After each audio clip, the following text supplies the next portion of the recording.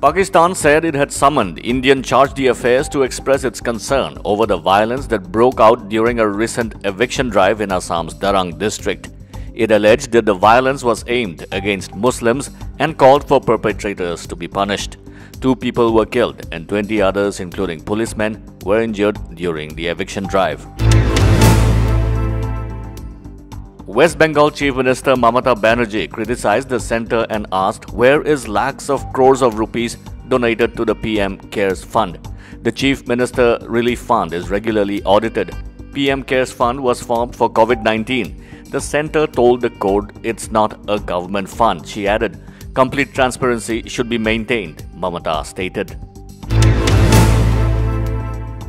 The Director General of Council of Scientific and Industrial Research (CSIR), Dr. Shekhar C. Mande, has said that even if the third wave of COVID-19 hits India, the intensity would be low. We have been able to get a large population vaccinated with first dose and even with second dose.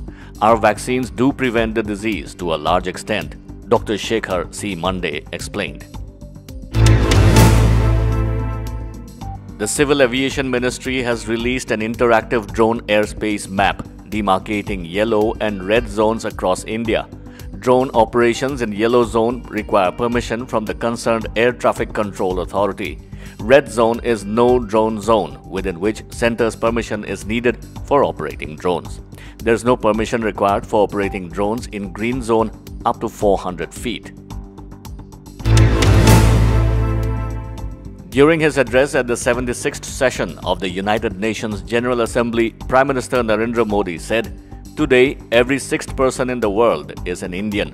When Indians progress, the world's development also gets accelerated. When India grows, the world grows. When India reforms, the world transforms," Prime Minister Modi said. The Taliban hanged a dead body from a crane in the main square of Herat city in western Afghanistan, an eyewitness told the Associated Press. He added that 4 bodies were brought to the square and 3 bodies were moved to other squares.